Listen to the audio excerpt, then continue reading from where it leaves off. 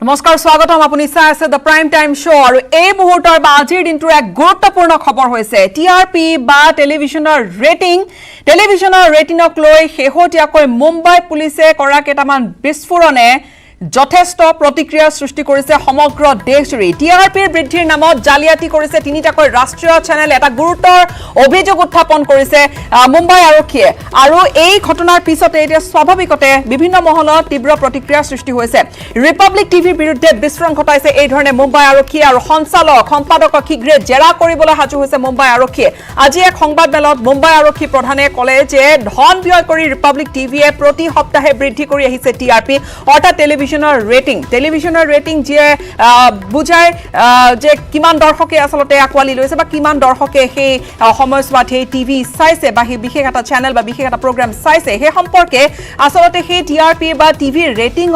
Rating বঢ়াবলৈ ধনৰ লেনদেন কৰাৰ এক গুৰুতৰ অভিযোগ আনিছে ইতিমধ্যে এই সন্দৰ্ভত মুম্বাই আৰক্ষীয়ে শীঘ্ৰে সমন জাৰি কৰিব ইংৰাজী নিউজ চেনেলটোৰ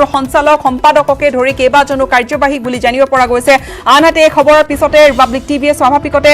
মুম্বাই পুলিচক উভতি ধৰিছে আৰু মুম্বাই পুলিচৰ বিৰুদ্ধে যথেষ্ট হুঁচাৰ হৈছে ৰিপাব্লিক টিভি কিন্তু তদন্ত কৰিব এতিয়া ৰিপাব্লিক টিভিৰ বেংক একাউণ্টটো মুম্বাই আৰক্ষীয়ে সেইখিনি কথা স্পষ্টকৈ জনাইছে মুম্বাই আৰক্ষীক প্ৰত্যাহ্বান জনাই গোচৰ তৰাৰ ভাবুকি দিছে চেনেলটোৰ মুখ্য সম্পাদক অৰ্ণৱ গোস্বামীয়ে তিনিটাকৈ চেনেল যাৰ ভিতৰত এটা হৈছে ৰিপাব্লিক টিভি আন দুটা চেনেলৰ ভিতৰত এটা বক্স চিনেমা আৰু আন এটা চেনেল আছে সেয়া হৈছে ফক টিভি সেয়া মাৰাঠী চেনেল এটা মাৰাঠী ভাষাৰ চেনেল এটা এতিয়া প্ৰশ্ন হৈছে যেতিয়া টিভি ৰেটিঙৰ নামত এই ধৰণৰ বিস্ফোৰক কেতবোৰ ভাষ্য আৰক্ষীৰ ফালৰ পৰা আহিছে স্বাভাৱিকতে প্ৰতিক্ৰিয়া সৃষ্টি হ'ব য'ত কোৱা হৈছিল যে অধিক এডভাৰটাইজমেণ্টৰ বাবে আচলতে এই মেনিপুলেশ্যন বা এই খেলিমেলি কৰা হৈছিল বা ৰেটিং বঢ়াবলৈ যৎপূৰ্ণ চেষ্টা চলাইছিল এই চেনেল কেইটাই কি কৈছিল মুম্বাই আৰক্ষীয়ে প্ৰথমে হিয়া শুনক एक नया रैकेट जो कि मुंबई पुलिस के हमारी क्राइम ब्रांच के हाथ लगा है अनर्थ किया गया है ये रैकेट है फॉल्स टीआरपी का टेलीविजन की जो एडवर्टाइजिंग इंडस्ट्री है उसका एस्टिमेट 30 से 40 हजार करोड़ के बीच में लगाया जाता है टीआरपी को मेजर करने के लिए एक BARC नाम की एक एजेंसी है ऑर्गेनाइजेशन है इन्वेस्टिगेशन के दौरान ये बात सामने आई कि कुछ एक्स एम्प्लॉयज हंसा के जो कि BARC के साथ काम करते हैं वो इस डेटा को कॉम्प्रोमाइज कर रहे थे टेलीविजन चैनल से शेयर कर रहे थे जो हमारे सामने जानकारी आई जो अब तक इन्वेस्टिगेशन हुआ उसमें 3 ऐसी आइडेंटिटीज हैं या 3 ऐसे चैनल्स कहूँगा जिनके बारे में हमको जानकारी प्राप्त हुई है एविडेंस प्राप्त हुई है 2 तो छोटे चैनल थे फक्त मराठी एंड बॉक्स सिनेमा इनके जो ओनर्स हैं उनको आज कस्टडी में ले लिया गया है अरेस्ट कर लिया गया है BARC ने जो अपनी एनालिटिकल रिपोर्ट सबमिट की है उसमें जो नाम सामने आया है वो है रिपब्लिक टेलीविजन का जिसमें के सस्पिशन ट्रेंड्स टीआरपी के देखे गए हमने ऐसे कस्टमर्स जिनको अप्रोच किया गया था मैनिपुलेट किया गया था जब उनको बुला के उनसे पूछताछ करी तो उन्होंने एडमिट किया कि उनको पैसा दिया गया था ये विशेष चैनल को ऑपरेट करने के लिए जो गुने के इन्वेस्टिगेशन में जो अब सामने आ रहे हैं और रिपब्लिक टीवी वहाँ काम करने वाले लोग या उस कंपनी के डायरेक्टर्स या प्रमोटर्स इन्वॉल्व होने के चांसेस हैं আচলতে এই টেলিভিছনৰ ৰেটিং কিমান নিৰ্ধাৰণ কৰিবলৈ কোনো নিৰ্দিষ্ট দৰ্শকৰ ঘৰত বা টেলিভিছন সেটৰ হৈতে তেওঁলোকে কি চাইছে সেই সম্পৰ্কে একোটা যন্ত্ৰ লগোৱা হয় সাধাৰণ ভাষাত মিটাৰ বুলি ধৰি ল'ব পাৰো আৰু কিন্তু সেই মিটাৰ ক'ত লগোৱা হৈছে কাৰ ঘৰত লগোৱা হৈছে সেইখিনি অত্যন্ত গোপনীয় থাকে কিন্তু এই ক্ষেত্ৰত মুম্বাই আৰক্ষীয়ে দাবী কৰিছে যে সেয়া গোপনীয় হৈ থকা নাছিল একাংশ প্ৰতিষ্ঠানটোৰ যি প্ৰতিষ্ঠানে জোখমাপ কৰে কিমান ৰেটিং আহিছে কোনটো চেনেলৰ সেই এছাম কৰ্মচাৰীয়ে এনে কিছু চেনেলৰ হৈতে মিলি এই গুটে খেলিমেলিখন কৰিছিল প্ৰথমে সংযুক্ত হম আমাৰ daily bureau chief Parthajyoti Bora হৈতে পাৰ্থ নতুন কি খবৰ আছে এই হৈতে ৰিপাব্লিক টিভিয়ে উভতি ধৰিছে আনহাতে মুম্বাই আৰক্ষী স্পষ্ট যে তেওঁলোকে ইতিমধ্যে এই সম্পৰ্কে তদন্ত কৰিবলৈ আগবাঢ়িব গীতাশ্ৰী হয় আজি মুম্বাইৰ আৰক্ষী আয়ুক্তজনে বিস্ফোৰণ কৰা বুলি ক'ব লাগিব বিশেষকৈ টিআৰপি সন্দৰ্ভত যি খেলিমেলি যি কেলেংকাৰী আমি টিভিৰ সৈতে জড়িত ব্যক্তিসকলে এই বিষয়ে প্ৰায় শুনি থাকো কিন্তু এইবাৰ কোনোবাই আনুষ্ঠানিকভাৱে এই কথা সদৰি কৰিছে কিন্তু গোটেই কেলেংকাৰীটোক বুজিবলৈ হলে আমি প্ৰথমতে জানিব লাগিব বা আমাৰ সন্মানীয় দৰ্শকসকলক আমি ক'ব লাগিব বাৰ কি প্ৰতিষ্ঠানটো কি আৰু বাৰকে কেনেধৰণে মূল্যাংকন কৰে পৰিসাংখ্যিক মূল্যাংকন কৰে দৰ্শকসকলে কি অনুষ্ঠান চাইছে সেই কথাৰ ইতিমধ্যে আপুনি জনাইছে বাৰকে প্ৰতি বৃহস্পতিবাৰে কোনোবা এটা বিশেষ চেনেলৰ কোনোবা এটা বিশেষ অনুষ্ঠান দৰ্শকসকলে কেনেদৰে লৈছে বা এটা এজ গ্ৰুপৰ দৰ্শকে কেনেদৰে কিমান লোকে চাইছে দৰ্শকে চাইছে বা অন্য এটা এজ গ্ৰুপৰ কিমান লোকে চাইছে সেই কথাটোৰ এক তেওঁলোকে প্ৰতি বৃহস্পতিবাৰে দাঙি ধৰে আৰু সেই মূল্যাংকনটো সেই ডেটাসমূহ পাবলৈ তেওঁলোকে এই টিভিসমূহৰ লগত এক বিশেষ যন্ত্ৰ তেওঁলোকে সংলগ্ন কৰে যিটো তেওঁলোকে বাৰমিটাৰ নাম দিছে কিন্তু মুম্বাই পুলিচ কমিশনাৰে বেৰমিটাৰ বুলি কৈছে তেওঁ ভুলকে কৈছে যে যন্ত্ৰটো বাৰকে নাম দিছে বাৰমিটাৰ আৰু সেই বাৰমিটাৰটো সংলগ্ন হৈ আছে সমগ্ৰ ভাৰতবৰ্ষৰে প্ৰায় 40,000 টিভি চেনেলত টিভি সেটত কিন্তু ভাৰতবৰ্ষত টিভি চোৱা মানুহৰ সংখ্যা হৈছে প্ৰায় টিভি চোৱা মানুহ টিভি থকা ঘৰৰ সংখ্যা হৈছে প্ৰায় 20 কোটি 20 কোটি টিভি থকা ঘৰৰ ভিতৰত টিভি চিনটো এই বাৰ ও মিটাৰটো সংলগ্ন হৈ আছে মাত্ৰ 30,000 পৰা 35,000 পৰা 40,000 হাউচ আৰু সেই মিটাৰটোৱে টিভিটোৰ লগত সংলগ্ন হৈ থকা সেই মিটাৰটোৱে সেই ডেটাসমূহ প্ৰভাইড কৰে অৰ্থাৎ সেই টিভিটো কোনে কিমান চাইছে কি অনুষ্ঠান চাইছে সেই ডেটাসমূহ প্ৰভাইড কৰে আৰু বাৰকে ব্ৰডকাষ্টিং অডিয়েন্স ৰিচাৰ্চ কাউন্সিলে সেই তথ্যসমূহ গোটাই 30-35,000 চেম্পল সাইজৰ ভিত্তিত প্ৰায় 20 কোটি লোকে ভাৰতবৰ্ষত কেনেদৰে টিভি চাইছে তাৰ এক পৰিপ্ৰেক্ষিত মূল্যাংকন কৰে যি মূল্যাংকন প্ৰতি বৃহস্পতিবাৰে টিভি চেনেলসমূহক দিয়া হয় তাতে এই খেলিমেলি হোৱা বুলি যি এক বিস্ফোৰণ ঘটাইছে আমি সম্পৰ্কে পুনৰবাৰ কথা পাতিম জ্যেষ্ঠ সাংবাদিক অসীম বৰা সংযুক্ত হৈছে ষ্টুডিঅ'ৰ পৰা অসীম বৰা এই যি সমগ্ৰ যি বিস্ফোৰণ ঘটালে মুম্বাই আৰক্ষীয়ে তাৰপিছত স্বাভাৱিকতে ৰিপাব্লিক টিভি উভতি ধৰিছে বা আন দুটা যি চেনেলৰ কথা হৈছে তেওঁলোকৰ মুৰব্বীক ইতিমধ্যে আটক কৰিছে সোধা পোছা কৰি আছে গোটেই বিষয়টো আচলতে টিআৰপি বুলি ক'লে সাধাৰণ যিসকল টেলিভিশ্যনৰ দৰ্শক থাকে তেওঁলোকৰ আজিকালি সকলোৱে বুজি পায় যে টেলিভিশ্যনৰ ৰেটিং কোনটো অনুষ্ঠান কিমান বা কোনটো অনুষ্ঠানৰ ৰেটিং বেছি এতিয়া গোটেইখিনিতে কেনেকুৱা ধৰণৰ প্ৰভাৱ পেলাব দৰ্শকৰ মনত এই গোটেই বস্তুটোৱে হয় এটা গুৰুত্বপূৰ্ণ কথা যে ইমান দিনে আপুনি যিদৰে কৈছে যে টিআৰপিক লৈ মানুহৰ মাজত সন্দেহ আছিল যে টিআৰপিটোক লৈ টিভি যিবিলাক প্ৰতিষ্ঠান আছে তেওঁলোকে কিছুমান মেনিপুলেশ্যন কৰে যি কাৰণে কিছুমান টিভি চেনেলৰ টিআৰপি খুব বেছি থাকে কিছুমানৰ কম থাকে বা কিছুমানে খুব ভাল প্ৰগ্ৰেম কৰাৰ পিছতো টিআৰপি নাপায় এই ধৰণৰ অভিযোগ আছে আৰু এই অভিযোগটো ইমান দিনে আনুষ্ঠানিকভাৱে চৰকাৰী পক্ষ বা কোনো অনুসন্ধানকাৰী সংস্থাই ৰাজহুৱাকৈ প্ৰকাশ কৰা নাছিল বিভিন্ন দল সংগঠনে কেতিয়াবা প্ৰকাশ কৰে বা সেই ধৰণৰ কথা ওলাই থাকে কিন্তু ৰাজহুৱাভাৱে চৰকাৰৰ ফালৰ পৰা হওক বা কোনো প্ৰশাসনৰ ফালৰ পৰা কোৱা নাছিল কিন্তু এইবাৰ প্ৰথমবাৰৰ বাবে মুম্বাইৰ দৰে এখন চহৰৰ বা মুম্বাইৰ মহাৰাষ্ট্ৰৰ দৰে এখন ৰাজ্যৰ আৰক্ষী মুৰব্বীগৰাকীয়ে প্ৰকাশ কৰিছে তাকো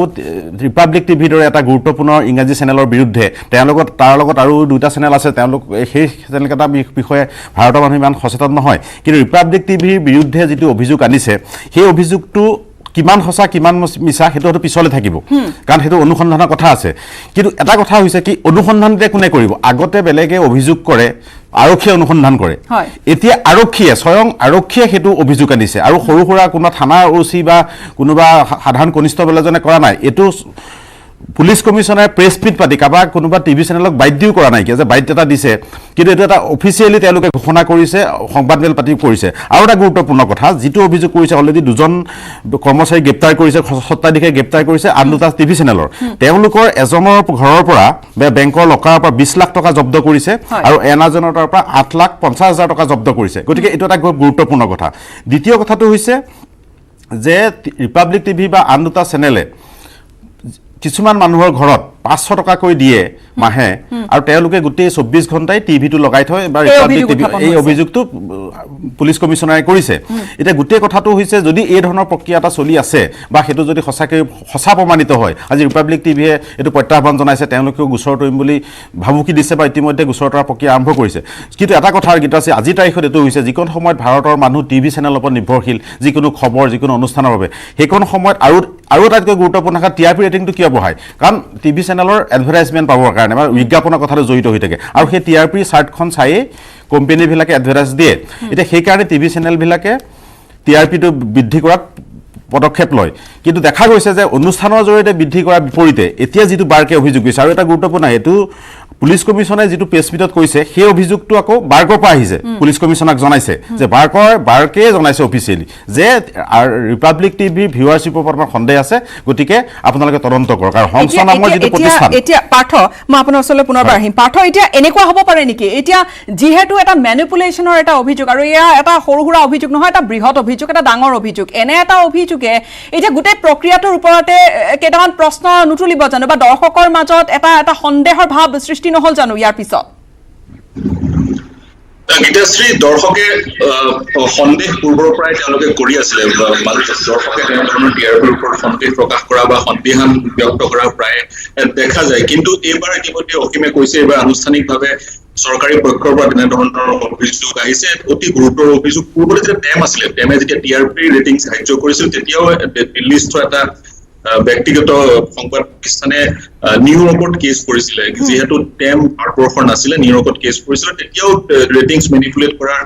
বহু তেনেধৰণৰ অভিযোগ উত্থাপন হৈছিল কিন্তু এইবাৰ যেহেতু বাৰ্ক হৈছে দেশীয় এক প্ৰতিষ্ঠান বাৰ্কৰ 60% শ্বেয়াৰ হোল্ডাৰ ইণ্ডিয়ান ব্ৰডকাষ্টিং ফেডাৰেশ্যনৰ গতিকে তেনে ক্ষেত্ৰত বাৰ্ক যেহেতু দেশীয় প্ৰতিষ্ঠান বাৰ্কে এটা উচিত তেনেধৰণৰ ৰেটিং দিব বুলি সকলোৱে ভাবিছিল বাৰ্ক ৰেটিং দিব বুলি ভাবিছিল কিন্তু যিহেতু যিটো প্ৰতিষ্ঠানক সেই মেচিনসমূহ সংলগ্ন কৰিবলৈ দিয়া হ'ল সেই প্ৰতিষ্ঠানটোৱে কেইজনমান ফৰ্মাৰ এমপ্লয়ীয়ে যিয়ে জানিছিলে সেই মেচিনটো কোনখন ঘৰ মেচিন কেইটা কোনখন ঘৰ সংলগ্ন হৈ আছিলে সেই মেচিনৰ তথ্যৰ টিভিক দিছিল বুলি অভিযোগ উত্থাপন কৰিছে মুম্বাইৰ পুলিচ কমিশ্যনাৰজনে ৰিপাব্লিক টিভিৰ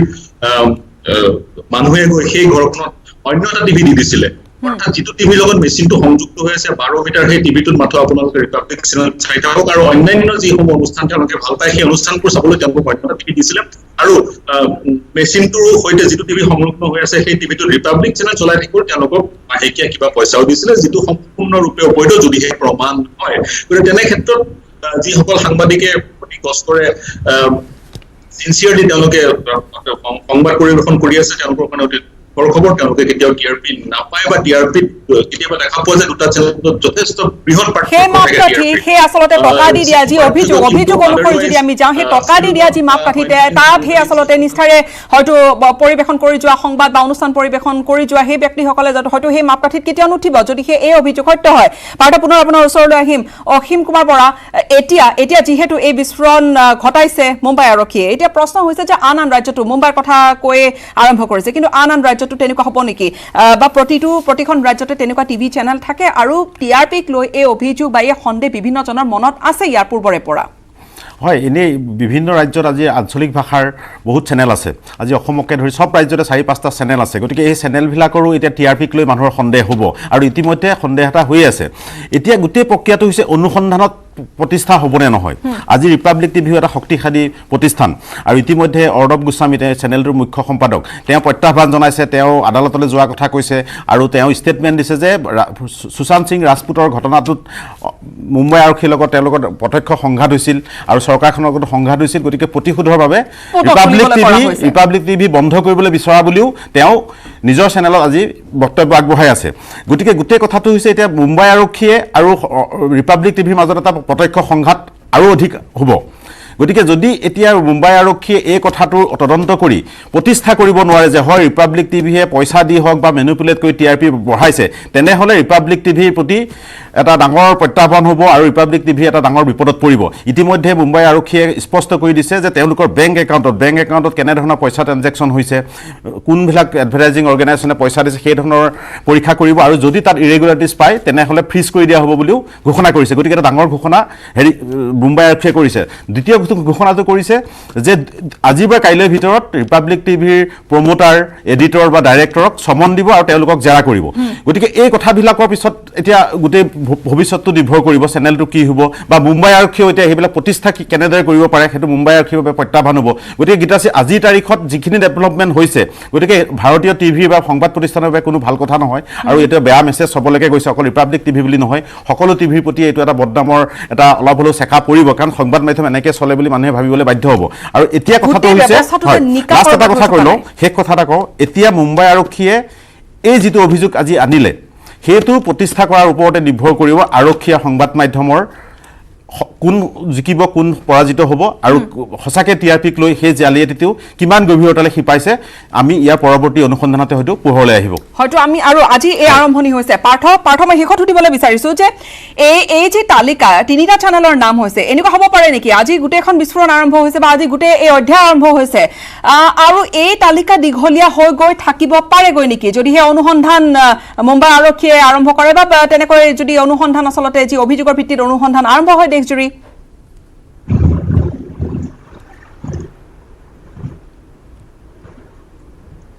গীতাশ্ৰী যদিহে মুম্বাই আৰক্ষীয়ে ৰিপাব্লিক টাৰ্গেট কৰা নাই আৰু যদি তেওঁলোকে যি ধৰণে তদন্ত কৰিব লাগে সেই ধৰণে তদন্ত কৰে তালিকাখন স্বাভাৱিকতে দীঘল হ'ব কাৰণ সমগ্ৰ ভাৰতবৰ্ষত প্ৰায় 1000টা টিভি চেনেল আছে মনোৰঞ্জনধৰ্মী টিভি চেনেলে হওক বা নিউজ চেনেলে হওক 1000টা টিভি চেনেল আছে আৰু 1000টা টিভি চেনেলৰ টিআৰপি ৰেটিং বা বাৰ্ক ৰেটিং প্ৰতি বৃহস্পতিবাৰে বাৰ্কে প্ৰদান কৰে আৰু এই ৰেটিঙৰ আধাৰতে এডভাৰটাইজাৰ সমূহে এডভাৰটাইজ টিভি চেনেলক দিয়ে আৰু সেইটো এটা prime source of revenue TV চেনেলবোৰৰ গতিকে আৰু এই যিটো এডভাৰটাইজৰ বিজ্ঞাপনৰ যিটো এই উদ্যোগ ইণ্ডাষ্ট্ৰি অফ এডভাৰটাইজাৰ সেইটো প্ৰায় 40,000 কোটি টকাৰ এক বৃহৎ উদ্যোগ গতিকে তেনে ক্ষেত্ৰত বৃহৎ পইচা সোমাই আছে গতিকে তেনে ক্ষেত্ৰত যদিহে মুম্বাই আৰক্ষীয়ে তদন্ত ঠিকমতে লৈ যায় তেতিয়া আৰু টিভি চেনেলৰ নাম আহিব পাৰে মুম্বাই চহৰখনত প্ৰায় 2 কোটি পপুলেশ্যন আছে 2 কোটি পপুলেশ্যনৰ মাজত মাত্ৰ 2012 মিটাৰ আছে গতিকে পাৰ্কে যি ধৰণে সমীক্ষা চলায় বা যি ধৰণে পৰিসংখ্যাৰ মূল্যাংকন কৰে দৰ্শকৰ টিভি চোৱাৰ দৰ্শকৰ সেই মূল্যাংকনটো বহুতে প্ৰশ্ন উত্থাপন কৰিছে কাৰণ চেম্পল চাইজটো বহুত সৰু আৰু এই 2012 মিটাৰ 2000 টিভিৰ সংলগ্ন হৈ থকা মিটাৰৰ যদি এখন ঘৰৰ বিষয়ে আপুনি গম পায় আৰু এই ঘৰখনক যদি আপুনি মেনিপুলেট কৰিব পাৰে তেতিয়াও আপোনাৰ যি ফলাফল আহিব মূল্যাংকনৰ যি ফলাফল আহিব পৰিসংখ্যাৰ ফলাফল আহিব তাত বিশাল পাৰ্থক্য দেখা পোৱা যায় কাৰণ চেম্পল চাইজটো খুবেই সৰু 2 কোটি পপুলেশ্যনৰ কাৰণে মাত্ৰ 2000 তেনেধৰণৰ মেচিন গুৱাহাটীৰ বেগা যদি ক'বলৈ যোৱা যায় গুৱাহাটীত 12 লাখ আপোনাৰ পপুলেশ্যন জনসংখ্যা কিন্তু 12 মিটাৰ যিটোৰে ট্ৰেক কৰা হয় দৰ্শকে কি ধৰণে টিভি অনুষ্ঠান টিভিত চাইছে গুৱাহাটীত মাত্ৰ 100টা তেনেধৰণৰ মিটাৰ আছে গতিকে গুৱাহাটীতো যি তথ্য বাৰ্কে দিছে সেই তথ্যৰ ওপৰত বহুতে প্ৰশ্ন তুলিছে আৰু যদি সেই তথ্যসমূহৰ মাজত তেনেধৰণৰ কেলেংকাৰী হয় যদি গুৱাহাটীৰ 100টা তেনেধৰণৰ মিটাৰৰ যদি 2টা মিটাৰৰ টেলিভিছন প্ৰতিষ্ঠান অৱগত আৰু তেওঁলোকে যদি সেই মিটাৰ কেইটাক মেনিপুলেট কৰিব বিচাৰে বা সেই সংলগ্ন হৈ থকা টিভিটোৰ যিসকল দৰ্শক সেই দৰ্শকসকলক মেনিপুলেট কৰিব বিচাৰে তেতিয়া যি ৰেটিং সেই ৰেটিঙত যথেষ্ট পাৰ্থক্য পৰিলক্ষিত হ'ব কিন্তু আনুষ্ঠানিকভাৱে অসমৰ বেলিকা কোনো কথা সদৰি কৰা নাই যদিও টিভিৰ সৈতে জড়িত লোকসকলে সময় সাপেক্ষে এই কথাবোৰ শুনি থাকে কিন্তু মুম্বাই বেলিকা প্ৰথমবাৰৰ কাৰণে কোনোবাই আনুষ্ঠানিকভাৱে বিশেষকৈ চৰকাৰী পক্ষৰ পৰা আনুষ্ঠানিকভাৱে কোনোবাই এই কথা সদৰি কৰিছে তাৎপৰ্যপূৰ্ণ হ'ব পৰৱৰ্তী সময়ত তদন্ত কেনেদৰে যায় কিন্তু এই সময়ত ৰিপাব্লিক টিভিয়ে যদিও ষ্টেটমেণ্ট দিছে বা আপুনি যদি ৰিপাব্লিক টিভিৰ ষ্টেটমেণ্টটো চাই সেই ষ্টেটমেণ্টটোত যিকেইটা কথা লিখা আছে সেইকেইটা সৰুকে লিখা আছে ৰিপাব্লিক টিভিৰ এডিটৰ ইন চিফ অৰ্ণৱ গোস্বামীৰ যিখন ফটো সেই ফটো ডাঙৰকে দিয়া হৈছে যেন ভাবুকিটা প্ৰদান কৰিছে গতিকে তেনে ক্ষেত্ৰত চুটি বেছি নহয় যাতে তদন্ত ঠিকমতে আগবাঢ়ে আৰু টেলিভিছন ইণ্ডাষ্ট্ৰী টিভিৰ সৈতে এটা কথা এই গোটেই তদন্তটোত আজি যিটো পুলিচ কমিশ্যনাৰে কৈছে ইতিমধ্যে বাৰ্কেও এটা ষ্টেটমেণ্ট দিছে সেইটো এটা খুব গুৰুত্বপূৰ্ণ কথা যে বাৰ্কে কৈছে যে মুম্বাই পুলিচৰ তদন্তত তেওঁলোকে সম্পূৰ্ণ সহযোগিতা আগবঢ়াব কাৰণ তেওঁলোকে সন্দেহজনক ভিউৱাৰশ্বিপ পাইছে বুলি অভিযোগ দিছে আৰু অভিযোগৰ ভিত্তিতে মুম্বাই পুলিচ আগবাঢ়িছে গতিকে তদন্তটো খুব গুৰুত্বপূৰ্ণ তদন্ত হ'ব বাজত থমকি ৰ'ব বুলি মই নাভাবোঁ কাৰণ বাৰ্কে সহযোগ কৰিম বুলি কৈছে আৰু মুম্বাই আৰক্ষীয়ে ইমান এটা অভিযোগ দিয়াৰ পাছত তেওঁলোকে ৰণক্ষেত্ৰৰ পৰা পলাব বুলিও মই অন্ততঃ নিবিচাৰোঁ গতিকে দেখা যাব পৰৱৰ্তী সময়ত কি হয় আৰু হয়তো এটা নতুন তথ্য ভাৰতৰ দৰ্শকে নুশুনা কিছুমান হয়তো নতুন তথ্য পোহৰলৈ আহিব নতুন কথা হয়তো কিছুমান খোল খাব ধন্যবাদ জ্ঞাপন কৰিছোঁ মই দুয়োগৰাকী সাংবাদিককে এইখিনি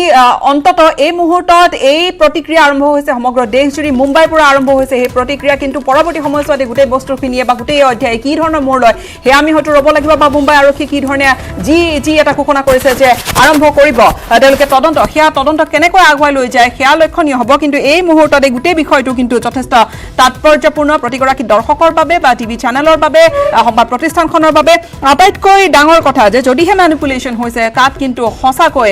তাত কিছু কথা ৰৈ যাব যে বিশ্বাসযোগ্যতাৰ কথা আহি পৰিব বা নিৰ্ভৰযোগ্যতাৰ কথা নিশ্চয় আহি পৰিব এটা চমু বাণিজ্যিক বিৰতিৰ সময় হৈছে বিৰতি এটা লম বিৰতিৰ পিছতে থাকিব অসমৰ বাবে অসমৰ আন কেইটামান গুৰুত্বপূৰ্ণ খবৰ প্ৰত্যাহাৰ কৰিছে মটৰ পৰিবহণ সন্থাই আৰু আজি চতুৰ্থ দিন আছিল চতুৰ্থ দিনো আজি যথেষ্ট হাৰাহাস্তিৰ সন্মুখীন হ'বলগীয়া হ'ল প্ৰতিগৰাকী যাত্ৰী আৰু তাৰ পিছত আজি অৱশেষত চৰকাৰৰ হোৱা আলোচনা বা চৰকাৰৰ আশ্বাসৰ পিছত চৰকাৰৰ ঘোষণাৰ পিছত ৰাজ্যৰ চকা বন্ধ প্ৰত্যাহাৰ কৰিছে মটৰ পৰিবহণ সন্থাই 100% যাত্ৰী কঢ়িওৱাৰ অনুমতি প্ৰদান কৰিছে চৰকাৰে 4 দিনৰ পিছত বাতিল কৰিছে প্ৰতিবাদী কাৰ্যসূচী মটৰ পৰিবহণ সন্থাই আৰু চকা বন্ধত দুৰ্ভোগ ভুগিছিল সৰ্বসাধাৰণ লোকে অৱশ্যে স্পষ্ট কৰি দিয়া হৈছে বিভাগৰ ফালৰ পৰা যে বৃদ্ধি কৰা নহব বাছৰ ভাড়া আৰু তাত উঠিব পাৰিব 100% যাত্ৰী পূৰ্বে 50% যাত্ৰীৰে বাছবোৰ চলিছিল কিন্তু এতিয়া 100% যাত্ৰী তেওঁলোকে উঠাব পাৰিব তাত কিন্তু এছঅপি দিয়া হৈছে বা তাত কেইটামান নিৰ্দিষ্ট কথা বান্ধি দিয়া হৈছে সেইখিনি মানি চলিব লাগিব প্ৰথম যে যিসকল চালক আৰু হেণ্ডিমেন তেওঁলোকে মাস্ক পৰিধান কৰিব লাগিব যিসকল যাত্ৰী উঠিব সেইখন বাছত সেই যাত্ৰীসকলে মাস্ক পৰিধান কৰিব লাগিব হেয়া বাধ্যতামূলক যি বাছখনত স্যানিটাইজেশনৰ ব্যৱস্থা থাকিব লাগিব স্যানিটাইজাৰ থাকিব লাগিব হেয়া বাছৰ মালিকে যোগান ধৰিব লাগিব বাছত উঠাৰ সময়ত মাস্ক পৰিধান কৰিব লাগিব আৰু হয় বাছত পূৰ্বে কোভিড-19ৰ যি ভয়াৱহতা পূৰ্বৰ যি স্থিতি আছিল সিটি বাছত পাঞ্জপা দি মানুহ লৈ যায় হেয়া এতিয়াৰে পৰা হ'ব নোৱাৰিব পূৰ্বতে 50% যাত্ৰী আছিল আৰু এতিয়া 100% যাত্ৰী কৰিলেও কিন্তু থিয় কৰাই কোনো যাত্ৰীকে একোখন বাছে হেয়া উঠাই লৈ যাব নোৱাৰিব আৰু লগতে ভাড়া বৃদ্ধি কৰা নহয় কিন্তু হয় 100% যাত্ৰী কঢ়িয়াবৰ বাবে পৰামৰ্শ দিছে অনুমতি প্ৰদান কৰিছে মটৰ পৰিবহণ সন্থাক আৰু তাৰ পিছতে মটৰ পৰিবহণ সন্থাই তেওঁলোকৰ এই কাৰ্যসূচী প্ৰত্যাহাৰ কৰিছে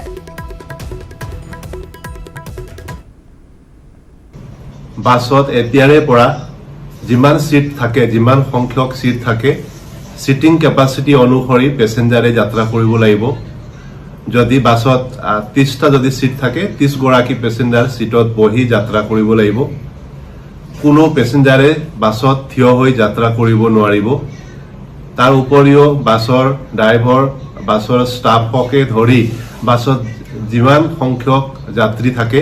সকলোৱে বাধ্যতামূলকভাৱে মাস্ক পৰিধান কৰিব লাগিব বাছখনত বাছৰ মালিক বা কৰ্তৃপক্ষই বাছত স্যানিটাইজাৰ ৰাখিব লাগিব যাতে যাত্ৰীসকলে নিয়মিতভাৱে নিজৰ হাতখন স্যানিটাইজ কৰিব পাৰে তাৰ উপৰিও বাছৰ এটা জাৰ্নি শেষ হোৱাৰ পাছত বাছখন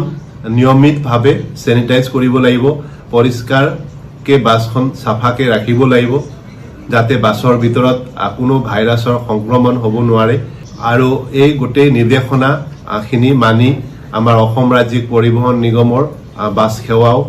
এতিয়া আমি ৰাইজৰ কাৰণে চলাচল কৰি আছে আৰু কৰি থাকিব মন্ত্ৰী মহোদয়ৰ লগত আলোচনা হ'ল তাত পৰিবহণ বিভাগৰ বিষয়াসকল আছিলে তাত আলোচনা যথেষ্ট সৌহাৰ্দ্যপূৰ্ণ হৈছিলে কিন্তু আমি কৈছিলোঁ যে আমাৰ অন্তত এটা মূল দাবী আছিলে যে আমাক 100% যাত্ৰী লৈ যদি গাড়ীখিনি চলাব দিয়ে বাকীবোৰ দাবী পৰ্যায়ক্ৰমে আপোনালোকে সমাধান কৰিলে আমি তাত নাতি আছোঁ কাৰণ কোভিডৰ সময়ত ব্যৱহাৰ কৰা আমাৰ গাড়ীবিলাকৰ প্ৰায় 20 কোটি টকা অনাদায় হৈ আছে স্বাস্থ্য বিভাগৰ প্ৰিন্সিপাল ছেক্ৰেটাৰীয়ে এখন নোটিফিকেশ্যন দিলে যে 100% কোভিড প্ৰটকল মানি 100% যাত্ৰী আমাৰ বাছত বা যাত্ৰীবাহী বাহনসমূহত লৈ চলাচল কৰাৰ বাবে অনুমতি দিলে আৰু সেয়েহে আমি আজি এই মুহূৰ্তত মানে আমি গধূলি 6 বজাৰ পৰাই এই বন্ধ প্ৰত্যাহাৰ কৰিছোঁ আৰু সেয়েহে আজি 6 বজাৰ পৰা যিবোৰ নাইট ছুপাৰ চলে তেওঁলোক চলিব পাৰিব আৰু কালিৰ পৰা নৰ্মেলি আমাৰ গাড়ীবিলাক চলিব এতিয়া এই সময়ত আৰু আমাক আন্দোলনমুখী কৰি আমাকো জোকাই ল'বৰ দৰকাৰ নাই আমিও ৰাইজৰ মাজৰ গতিকে আৰু নিৰ্বাচনো আহিছে সংযুক্ত হৈছে আমাৰ সাংবাদিক বলেন ভট্টাচাৰ্যৰ সৈতে বলেন ভট্টাচাৰ্য অৰ্থাৎ মটৰ পৰিবহণ সন্থাৰ যি স্থিতি সেয়া কিছু নৰম হ'ল যিহেতু 100% যাত্ৰী অনুমতি প্ৰদান কৰিছে আৰু বাকী যিখিনি আচলতে নিয়ম বান্ধি দিয়া হৈছে কিমান ভাবে যে সেই নিয়ম মানিয়ে আচলতে বাছবোৰ চলিব চাওক আচলতে এই নিয়ম সকলোবোৰ নিয়ম মানি চলাৰ ক্ষেত্ৰত আচলতে মটৰ পৰিবহণ সন্থা যি ধৰণৰ দায়বদ্ধ হ'ব লাগিব একে দায়বদ্ধ হ'ব লাগিব আচলতে জনসাধাৰণ বা যিসকল যাত্ৰী আচলতে চিটি বাছ বা অন্যান্য সেৱাসমূহত যাত্ৰী হিচাপে তেখেতসকলে আসন লয় কাৰণ যদি অকল মাথোন প্ৰশাসনে অভিযান চলাব আৰু তাৰ বিৰুদ্ধে বাছ মালিক সন্থাৰ বিৰুদ্ধে বা এইখন নিৰ্দিষ্ট বাছৰ বিৰুদ্ধে যদি আসলে অভিযান চলায় তেতিয়া কেতিয়াও শেষ নহয় কাৰণ আমি সচেতনতা ল'বৰ নিমিত্তে প্ৰশাসনে অভিযান চলায় বা তেনেকুৱা এটা নিয়ম মাফিকে দেখিবলৈ পোৱা যায় আচলতে সঁচা অৰ্থত জনসাধাৰণৰ সজাগতা হ'ব লাগিব আৰু জনসাধাৰণে আচলতে এই ভয়াৱহ বিপদৰ কথা লক্ষ্য ৰাখি প্ৰতিগৰাকী ব্যক্তি যদি যেতিয়া যাত্ৰা কৰিব তাৰ পূৰ্বে যদি মাস্ক পৰিধান কৰে তাত কোনো ধৰণৰ তাত আপত্তি নাথাকিব অৰ্থাৎ এটা কথা ক'ব পাৰি যে যদি সেই একেখন বাহনৰ যদি যিগৰাকী চালক তথা লগত যিগৰাকী থাকিব সেইগৰাকী ব্যক্তি যদি সেই সময়ত মাস্ক পৰিধান কৰা নাই তেতিয়াহ'লে হয়তো প্ৰশাসনক জনোৱা অৱগত কৰাৰ কথা থাকিব কিন্তু দেখিব পোৱা যায় যে বহু সময়ত আচলতে ব্যৱসায়িক কেন্দ্ৰিকভাৱে আচলতে এই যাত্ৰা চলায় একমাত্ৰ পৰিবহণ সন্থাৰ তৰফৰ পৰাও আচলতে একাংশ বাছ চালক বা যিসকল হেণ্ডিমেন থাকিব সেইসকলে আচলতে অধিক মুনাফা অৰ্জনৰ কাৰণে উঠি পৰি লাগে আৰু যাৰ কাৰণে প্ৰশাসনৰ যিসমূহ নীতি নিৰ্দেশ থাকে সেইসমূহ ভেকু ভাওনাত পৰিণত হয় বলেন প্ৰতিটো ট্ৰিপৰ অন্তত স্যানিটাইজেশ্যন কৰিবলৈ কোৱা হৈছে কিন্তু সেয়া আচলতে কিমান দূৰ মানি চলিব কিয়নো ইতিমধ্যে আচলতে 50% যাত্ৰী থাকিলেও তাত মাস্ক নিপিন্ধাকৈ বহু যাত্ৰী উঠিছে বা তেনেকুৱা ধৰণৰ অভিযোগবোৰ আছে বিশেষকৈ গুৱাহাটী মহানগৰী হয় প্ৰথম অৱস্থাৰ পৰা সেই বিষয়টোৰ ক্ষেত্ৰতে প্ৰশাসনে অভিযান চলাই আছিলে প্ৰশাসনে বিষয়টো গুৰুত্ব সহকাৰে ল'ব দিয়া হৈছিল কিন্তু তাৰ পিছতো দেখিবলৈ পোৱা গৈছিল সৰহসংখ্যকৰ ক্ষেত্ৰত এয়া আচলতে বাধ্যবাধকতা প্ৰশাসনৰ নীতি নিৰ্দেশতে আবদ্ধ থাকিলে আৰু যাৰ ফলস্বৰূপে আচলতে প্ৰশাসনে শেহতীয়াকৈ সিদ্ধান্ত গ্ৰহণ কৰিবলৈ বাধ্য হৈছিল যে 50% যাত্ৰীহে কঢ়িয়াব পাৰিব তাৰ পিছতো দেখিবলৈ পোৱা গৈছিল ইয়াৰ নিয়ম উলংঘন কৰিছিল আৰু উলংঘন কৰাৰ ফলত ৰাজপথত এই ধৰণৰ অভিযান চলাই শেহতীয়াকৈ বহু জৰিমনাও বিহিলে কিন্তু তাৰ পিছত প্ৰশাসনে বা এইবাৰ মালিক সন্থাৰ তৰফৰ বা যিসকল পৰিবহণ সন্থাৰ তৰফৰ পৰা কোৱা হৈছে যে আমি এই ধৰণৰ নীতি নিয়মসমূহ মানি চলিম কিন্তু সঁচা অৰ্থত বাস্তৱ অৰ্থত সেইখন ছবি পোৱা যাব নে নাযাব কিন্তু এই মুহূৰ্তত স্পষ্ট ক'ব নোৱাৰি কাৰণ এই ক্ষেত্ৰত যদি আচলতে সেই নিৰ্দিষ্ট বাছখন বা সেইখন বাহনৰ ক্ষেত্ৰত গৰাকী যিমান দায়বদ্ধ একেই দায়বদ্ধতা অৱলম্বন কৰিব লাগিব যাত্ৰীসকল যদি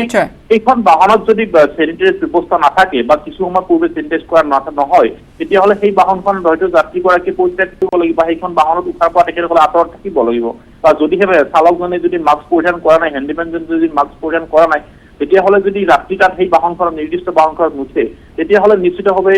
পুনৰবাৰ তাত ব্যৱস্থা হ'ব বা অইন যাত্ৰীসকলক ঠিক একেদৰে অভিযোগ দিব লাগিব যে অইন এগৰাকী যাত্ৰীৰ কাষত যদি আন এগৰাকী যাত্ৰী যদি বাছত উঠিব লৈছে তেখেতৰ মাস্ক নাই অথচ তেখেতসকলে যাত্ৰা কৰিব বিচাৰিছে দায়বদ্ধ সকলো হ'ব লাগিব অৰ্থাৎ বলেন মই বিদায় লৈছো ধন্যবাদ জ্ঞাপন কৰিছো এছপি দিয়া হৈছে আৰু সেইখিনি নীতি নিয়ম মানি চলিবলৈ কোৱা হৈছে কিন্তু কাৰ্যক্ষেত্ৰত সেয়া হৈ উঠিবনে সেয়া এটা প্ৰশ্ন অৱশ্যে আছে কিয়নো ইয়াৰ পূৰ্বে বহুখিনি অভিযোগ আছে মুঠৰ ওপৰত যাত্ৰীৰ বাবে অন্তত আজিৰ তাৰিখত যাত্ৰীৰ বাবে অন্তত ভাল খবৰ যে বাছবোৰ চলিব সেয়া গুৱাহাটীয়ে হওক বা আন ঠাইৰ যি পৰিবহণ সন্থাৰ চকা বন্ধৰ ফলত বাছ সেৱা বন্ধ হৈ আছিল সেই বাছসমূহ চলিব আৰু এতিয়া অন্তত আজি এই চতুৰ্থ দিনৰ 6 বজাৰ লগে লগে চতুৰ্থ দিনত ভৰি দিছিল কাৰ্যসূচীয়ে 6 বজাৰ লগে লগে সন্ধিয়া তেওঁলোকে এই কাৰ্যসূচী প্ৰত্যাহাৰ কৰিছে কাইলৈৰ পৰা পুনৰ নিয়মীয়াকৈ বাছবোৰ চলিব সময় হৈছে আন এটা চমু বাণিজ্যিক বিৰতিৰ ব্ৰেকিং নিউজ এই মুহূৰ্তৰ ফেব্ৰুৱাৰীত অনুষ্ঠিত হ'ব উচ্চতৰ মাধ্যমিক চূড়ান্ত পৰীক্ষা ফেব্ৰুৱাৰীৰ অন্তিম সপ্তাহত হ'ব পৰীক্ষা 1 নৱেম্বৰৰ পৰা আৰম্ভ হ'ব প্ৰপত্ৰ পূৰণৰ প্ৰক্ৰিয়া প্ৰপত্ৰ পূৰণৰ অন্তিমটো দিন হৈছে 30 নৱেম্বৰ আৰু শিক্ষা অনুষ্ঠানসমূহে 15 ডিচেম্বৰৰ ভিতৰত জমা দিব লাগিব নথিপত্ৰ গুৰুত্বপূৰ্ণ খবৰ যিহেতু কোভিড-19ৰ এই ভয়াৱহতাৰ মাজত আচলতে বিদ্যালয় কেনেকৈ খুলিব বা বিদ্যালয় কি পদ্ধতিৰে খোলা হৈছে কি ধৰণৰ প্ৰটকল হ'ব 1 নৱেম্বৰৰ পৰা গোটেইখিনি চৰ্চাত আছে চলি আছে চৰ্চা কিন্তু তাৰ মাজতে আন এক গুৰুত্বপূৰ্ণ খবৰ অভিভাৱকসকলৰ বাবে ফেব্ৰুৱাৰীত অনুষ্ঠিত হ'ব উচ্চতৰ মাধ্যমিকৰ চূড়ান্ত পৰীক্ষা ফেব্ৰুৱাৰীৰ অন্তিম সপ্তাহত হ'ব পৰীক্ষা আৰু 1 নৱেম্বৰৰ পৰা আৰম্ভ হ'ব প্ৰপত্ৰ পূৰণৰ প্ৰক্ৰিয়া সংযুক্ত হৈছে আমাৰ সাংবাদিক হিৰকজ্যোতি মালাকাৰৰ সৈতে হিৰক আপোনাৰ হাতত কি খবৰ আছে স্বাগত এই মুহূৰ্তত আটাইতকৈ গুৰুত্বপূৰ্ণ খবৰ যে কৰোনা মহামাৰীৰ মাজতে 2021 বৰ্ষৰ যি উচ্চতৰ মাধ্যমিক চূড়ান্ত বৰ্ষ পৰীক্ষাৰ দিন ঘোষণা কৰা হৈছে আৰু সেই অনুসৰি ফেব্ৰুৱাৰীৰ অন্তিম সপ্তাহত যিহেতু চাবলৈ যায় 22 পৰা 28 তাৰিখৰ ভিতৰত এই পৰীক্ষা অনুষ্ঠিত হ'ব আৰু এই পৰীক্ষা যিহেতু মাৰ্চ মাহলৈকে চলিব বুলি জানিব পৰা গৈছে মাৰ্চৰ যি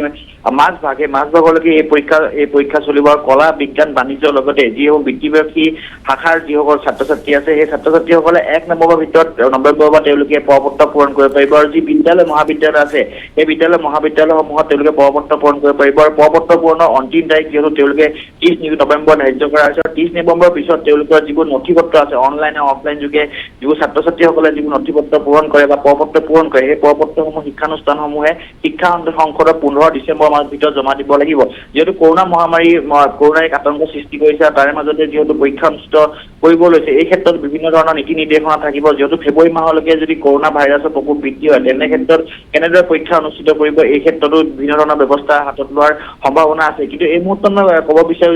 যে পূৰ্বতকৈ পৰীক্ষা যি সময়সীমা সূচী আছে বা পৰীক্ষা যি সপ্তাহ আছে সেই সপ্তাহ পূৰ্বতকৈ পিছুৱাই দিয়া হৈছে কিন্তু চাব যে 2020 বৰ্ষৰ এই পৰীক্ষা অনুষ্ঠিত হৈছিলে ফেব্ৰুৱাৰী 14 ফেব্ৰুৱাৰী বা মাৰ্চৰ অন্তিম ফালে মাৰ্চৰ মাজভাগত এই পৰীক্ষা সমাপ্ত হৈছিল আৰু সেইবাবে কৰোণা হোৱাৰ বাবে এইবাৰ কিছু পিছুৱাই দিয়া হৈছে আৰু ঠিক একেদৰে মই ক'ব বিচাৰিম একেদৰে যিহেতু পাঠ্যক্ৰম যিহেতু শিক্ষা সংগত যিবোৰ পাঠ্যক্ৰম আছে উচ্চতৰ মাধ্যমিক শিক্ষা সংগত অন্তৰ্গত যিবোৰ পাঠ্যক্ৰম আছে একাদশ আৰু দ্বাদশ শ্ৰেণীৰ পাঠ্যক্ৰম হ্ৰাস কৰা হৈছে আৰু যি দ্বাদশ শ্ৰেণীৰ পাঠ্যক্ৰমত 30% অৰ্থাৎ 30% পূৰ্বতকৈ কম আহিব অৰ্থাৎ যি চিলেবাছ আছিলে সেই চিলেবাছৰ পৰা ছাত্ৰ ছাত্ৰীসকলে 30% কম পঢ়িব লাগিব কিন্তু এইখিনিতে আন এক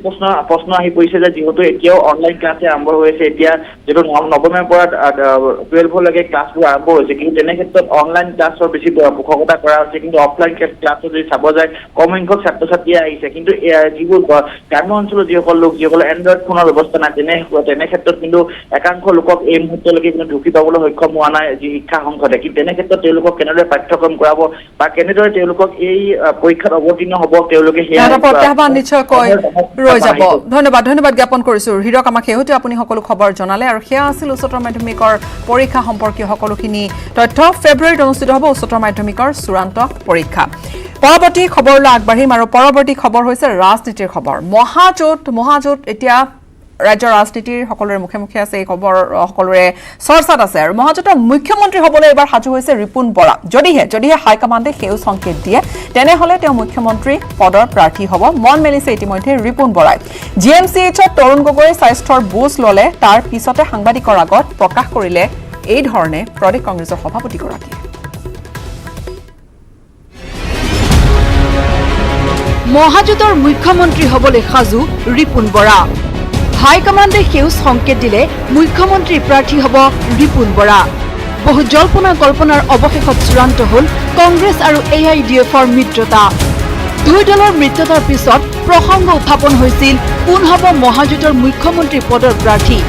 মহাজোঁট হ'লেও AIUDFৰ পৰা মুখ্যমন্ত্ৰী প্ৰাৰ্থী নোহোৱাৰ স্থিতি স্পষ্ট কৰাৰ পিছত সকলোৰে মাজত চৰ্চা হৈছিল কোন হ'ব কংগ্ৰেছৰ মুখ্যমন্ত্ৰী পদৰ প্ৰাৰ্থী এনে সময়তে মুখ্যমন্ত্ৰী পদৰ প্ৰাৰ্থী হ'বলৈ মন মেলিছে অসম প্ৰদেশ কংগ্ৰেছ কমিটিৰ সভাপতি ৰিপুণ বৰা হাইকমাণ্ডে বিচাৰিলে মুখ্যমন্ত্ৰী হ'বলৈ সাজু বুলি মন্তব্য কৰিছে ৰিপুণ বৰাই মিত্ৰজোঁট হ'লেও আমাৰ স্পষ্ট কথা আমি বিগ ব্ৰাদাৰ্ছ হৈ থাকিম আৰু মুখ্যমন্ত্ৰী কংগ্ৰেছৰ পৰাই হ'ব লাগিব সেইটোত কোনেও দ্বিমত কৰা নাইকিয়া তেওঁলোকেও দ্বিমত কৰা নাই গতিকে মুখ্যমন্ত্ৰী কংগ্ৰেছ দলৰ পৰা হ'ব লাৰ্জেষ্ট পাৰ্টি কংগ্ৰেছ হ'ব কংগ্ৰেছ দলৰ পৰা হ'ব এতিয়া কুৱেশ্যনটো হৈছে আপোনালোকে যিটো কংগ্ৰেছ দলৰ পৰা কোন হ'ব মুখ্যমন্ত্ৰী সেইটো কথা আমি ডিচাইড কি ক'লে নাই ডেফিনেটলি দিলেতো সাজু থাকিম এতিয়া নাথাকিম সাজু আগন্তুক বিধানসভাৰ নিৰ্বাচনত বিজেপিক উৎখাত কৰিবলৈ সকলো দলকে মহাজোঁটৰ অংশীদাৰ হ'বলৈ আহ্বান জনাইছে ৰিপুণ বৰাই আনকি নতুনকৈ গঠন হোৱা কৃষক মুক্তি ৰাইজৰ দলৰ বাবে কংগ্ৰেছৰ মহাজোঁটৰ দুৱাৰ খোলা থকাৰ কথা প্ৰকাশ কৰিছে সভাপতিজনে ৰাইজৰ দলৰ লগত আমিতো আগতেও কৈ আছোঁ অখিল গগৈকটো আমি আৰম্ভণিৰ পৰা সদায় আহ্বান জনাই আছোঁ কিন্তু তেওঁ জেলত আবদ্ধ হৈ থকাৰ কাৰণে ওলাই যাব নোৱাৰাৰ কাৰণে বহুতবিলাক কথা আগবঢ়া নাই তেওঁৰ লগত আলোচনা গতিকে আমি আশা কৰিছোঁ অখিল গগৈ যদি সোনকালে তেওঁ যদি জামিন পাই গ'লে তেতিয়া তেওঁৰ লগত আমাৰ যিটো 1-to-1 যিবিলাক কথা হ'ব তেতিয়া হয়তো বহুতবিলাক ডিফাৰেঞ্চ আমাৰ শ্বৰ্ট আউট হৈ যাব নিৰ্বাচনত এইবাৰ কংগ্ৰেছে 80খন আসন লক্ষ্যৰে অৱতীৰ্ণ হোৱাৰ লগতে উজনিত কংগ্ৰেছৰ আসন বৃদ্ধি হ'ব বুলি মন্তব্য কৰিছে ৰিপুণ বৰাই যদি আজিৰ তাৰিখত আমি গোটেই যদি কংগ্ৰেছ অকলে হয় সেইটো এটা বেলেগ এতিয়া মই কংগ্ৰেছ অকলে বুলি কেতিয়াও নকওঁ যিহেতু আমি মহাজোঁটৰ কথা কৈছোঁ আৰু আমি আশাবাদী সেইকাৰণে মহাজোঁট হিচাপে আমাৰ আগৰ যিটো টাৰ্গেট আছিলে মিছন 80 আমি ইয়াৰ ভিতৰত থাকিম বৃহস্পতিবাৰে GMCHত চিকিৎসাধীন হৈ থকা অখিল গগৈ আৰু প্ৰাক্তন মুখ্যমন্ত্ৰী তৰুণ গগৈৰ স্বাস্থ্যৰ বুজ ল'বলৈ আহিছিল ৰিপুণ বৰা ইফালে মানৱীয়তাৰ বাবেহে অখিল গগৈক সাক্ষাৎ কৰা হৈছে বুলি মন্তব্য কৰে সাংসদ গৌৰৱ গগৈয়ে মই ভাবোঁ সকলোৱে আমাৰ মানৱীয়তা ফালৰ পৰা কাৰোবাৰ খবৰ লোৱাটো আমাৰ সকলোৰে দায়িত্ব। কেমেৰাত প্ৰভাস সিঙৰ সহযোগত Hirakjyoti Malakar, news 18 Assam north east. সংযুক্ত হৈছে মই জ্যেষ্ঠ সাংবাদিক বিপুল বৰ্মনৰ সৈতে। বিপুল বৰ্মন, ৰিপুণ বৰা ইতিমধ্যে এটা কথা স্পষ্ট কৰি দিছে আৰু চাবলৈ গ'লে এইকেইটা দিন বাৰুকৈ ৰাজ্যৰ ৰাজনীতিৰ আন এটা কেন্দ্ৰ হৈ পৰিছে GMCH। তাত অখিল গগৈ বৰ্তমান চিকিৎসাধীন, তৰুণ গগৈ প্ৰাক্তন মুখ্যমন্ত্ৰীগৰাকী চিকিৎসাধীন আৰু তাত বিভিন্নজন কংগ্ৰেছ AIUDFৰ নেতাৰ অহা যোৱা আছে আৰু কংগ্ৰেছ AIUDFৰ মিত্ৰতাত এক প্ৰকাৰ আজি কথাৰে যেন মোহৰ মাৰি দিছে ৰিপুণ বৰাই। চাওক গীতাশ্ৰী, মই আপোনাৰ জৰিয়তে জনাব বিচাৰিছো যিহেতু আৰু আগন্তুক 2021 চনৰ অসম বিধানসভা নিৰ্বাচনলৈ বেছি দিন নাই আৰু হয়তো 5 মাহ পিছতে অধিসূচনা জাৰি কৰিব। গতিকে তেনে ক্ষেত্ৰতে শাসক বিৰোধী সকলোৱে তৎপৰ হৈ পৰিছে। বিৰোধী দল যেনে কংগ্ৰেছে এই মহাজোঁট বিচাৰিছে, ইয়াত AIUDFৰ উপৰি বিভিন্ন জাতি জনগোষ্ঠীয় দলসকলক লৈ তেখেতসকলে বিজেপিক উৎখাত কৰিব বিচাৰিছে আৰু ইয়াৰে আগভাগ লৈছিলে প্ৰাক্তন মুখ্যমন্ত্ৰী তথা প্ৰাক্তন কেন্দ্ৰীয় মন্ত্ৰী তৰুণ গগৈ। কিন্তু তৰুণ গগৈ যিহেতু কোভিড আক্ৰান্ত হৈ এতিয়া GMCH আছে, গতিকে বিভিন্নজনে তাতে খা খবৰ ল'বলৈ গৈ ৰাজনীতিৰ কথা পাতিছে। কিছুদিন আগতে আমি দেখিছিলো যে AIUDFৰ প্ৰধান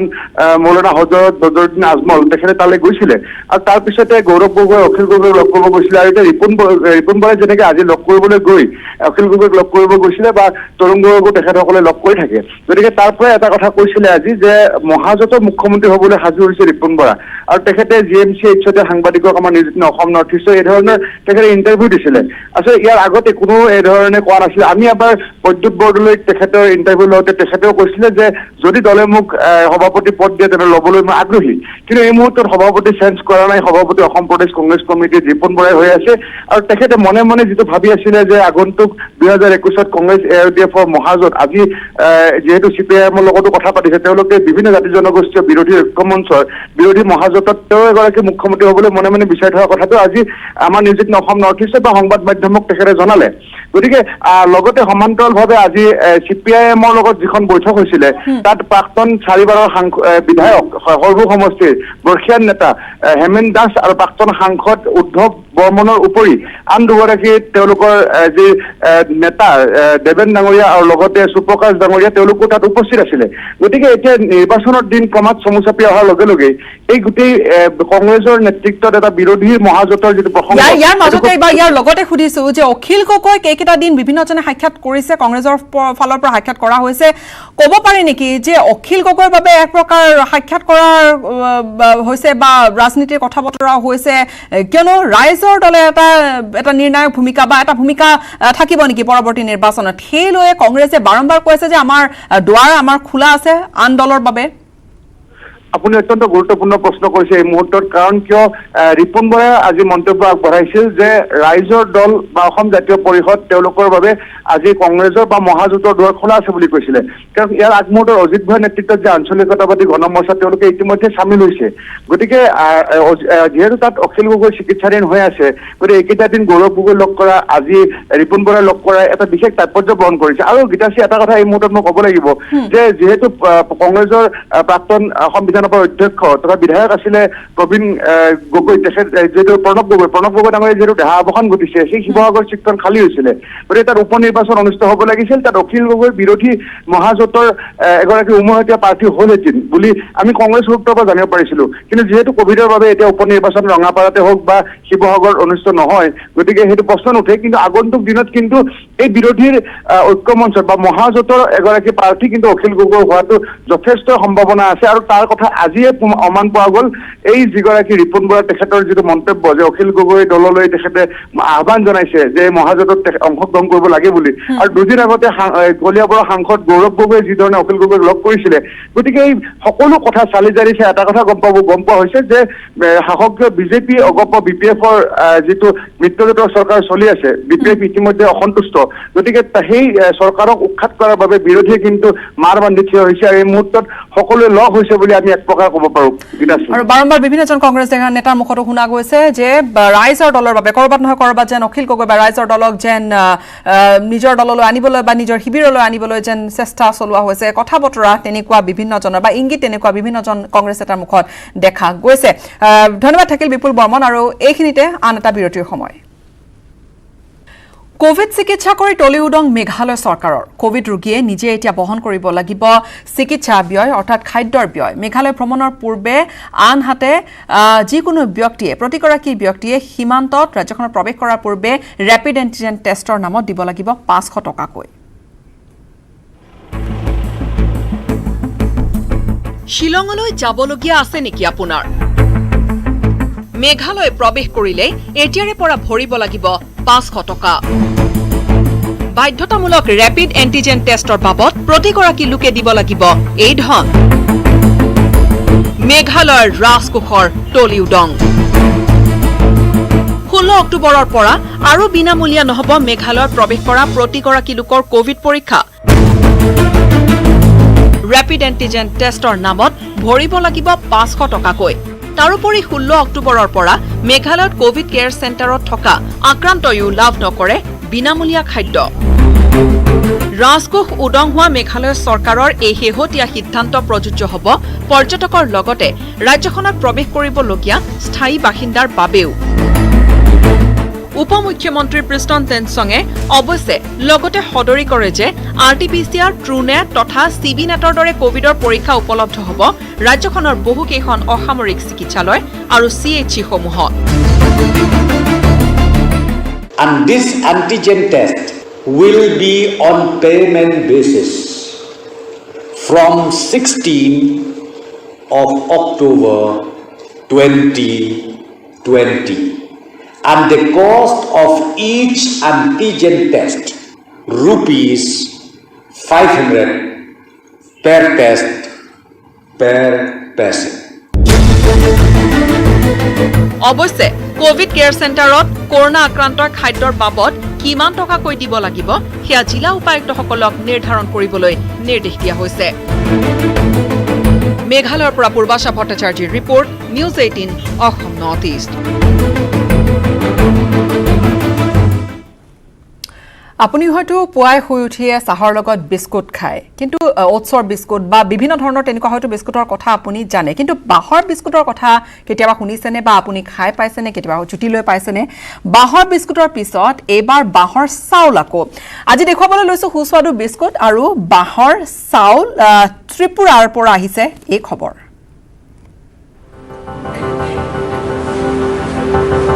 বাহৰ বিস্কুট খাইছেনে কেতিয়াবা বাহৰ বিস্কুটৰ পিছত এইবাৰ বাহৰ চাউল আজি দেখুৱাম বাহৰ সুস্বাদু বিস্কুট আৰু চাউল ঠিকেই শুনিছে বাহ উৎপাদনেৰে অভিলেখ গঢ়া ত্ৰিপুৰাৰ শেহতীয়া চমক এই বাহৰ চাউল ইতিপূৰ্বে বাহৰ গাজৰ পৰা বিস্কুট তৈয়াৰ কৰি ত্ৰিপুৰাই বজাৰ দখলৰ পণ লৈছে পিছে বাহৰ চাউলনো আচলতে কি বাহ ফুলৰ গুটিৰ পৰা তৈয়াৰ হয় এইবিধ চাউল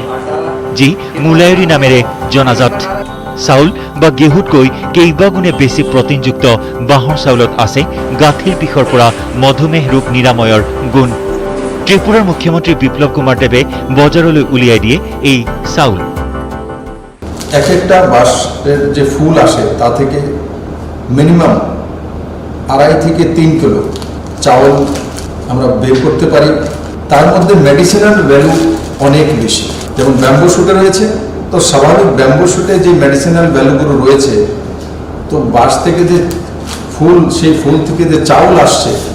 তার মধ্যেও সেই মেডিসিনাল ভ্যালু রয়েছে যে বিভিন্ন ব্যাক পেইন জয়েন্ট পেইন তার জন্য এটা অত্যন্ত লাভদায়ক আর বাকি কোলেস্টেরল কন্ট্রোল করা সুগার কন্ট্রোল করা ফ্যাট কন্ট্রোল করা ইমিউনিটি পাওয়ার বাড়ানো এই গুণগুলো তার মধ্যে বড় মাত্রায় রয়েছে অৱশ্যে 30ৰ পৰা 40 বছৰৰ একোজোপা ফুলিবলৈ ধৰা বাঁহ গছৰ পৰাহে উৎপাদন হয় এইবিধ চাউল বাঁহত ফুল ফুলাটো বহু ঠাইত অশুভ মনা যায় যদিও ত্ৰিপুৰা চৰকাৰে ইয়াক সুযোগলৈ ৰূপান্তৰিত কৰি যুৱ প্ৰজন্মক দেখুৱাইছে বাট ये जो कंज्यूमर्स आजकल काफ़ी ज़्यादा न्यूट्रिशन की तरफ कॉन्शियस हैं उनको हेल्दी फूड की ज़रूरत होता है तो ये कुकीज़ वो सारी ये रिक्वायरमेंट पूरी करेगा और ये आफ्टर दिस ट्रेनिंग हम ये एक्सपेक्ट कर रहे हैं कि ये जो प्रोडक्ट हैं ये हमारे मार्केट में लोकल मार्केट में हिट करें অৱশ্যে ইয়াৰ পূৰ্বে বাঁহ গাজেৰে বিস্কুট তৈয়াৰ কৰি চমক দিছে ত্ৰিপুৰাই যি খাবলৈ কেৱল সুস্বাদুৱে নহয় আছে দেহৰ ৰোগ প্ৰতিৰোধী ক্ষমতা বঢ়াব পৰা গুণো ত্ৰিপুৰাৰ পৰা কাজল কোয়েৰীৰ report news 18 Assam north east. Corona কালত অধিক তীব্ৰ হৈছে ভাৰতৰ পানীৰ সমস্যা। পানীৰ সংৰক্ষণ ব্যৱস্থা বাধাগ্ৰস্ত হৈছে।